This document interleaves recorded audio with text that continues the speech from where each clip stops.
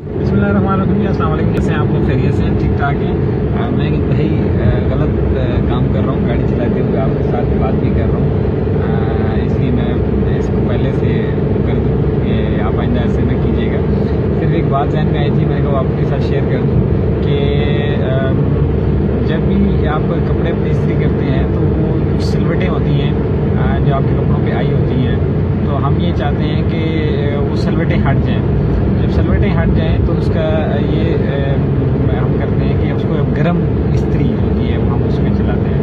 तो गर्म इस्त्री चलाने से वो जो सिलवटें हैं वो हट जाती हैं, बिल्कुल स्ट्रेटन हो जाता है।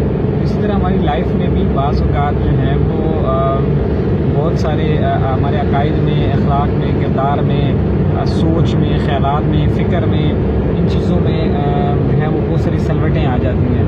तो कुदरत की तरफ से जो आजमाइश आती है तो बाज़ औक़ात वो एक गर्म इस्त्री की तरह होती है।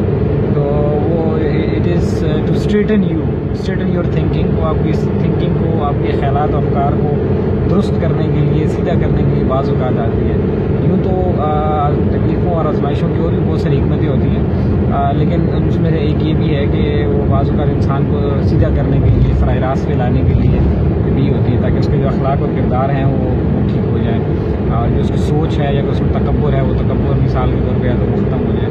तो जब भी कभी कोई आजमाइश आए तो आप एक लम्हे के लिए भी सोचें कि ऐन मुमकिन है कि इट इज़ काइंड ऑफ कि यार ये वो इस्त्री है जो जब चलेगी तो वो जो सलवटें हैं वो दुरुस्त हो जाएंगी। जिस तरह सलवटें ख़त्म हो जाती हैं और कपड़ा शानदार दिखता है, पहनने के लिए बिल्कुल काबिल कबूल हो जाता है, तो इसी तरह हो सकता है आपको भी वो सलवटें आपकी ठीक हो जाएं और आप अल्लाह के यहाँ काबिल कबूल हो जाए।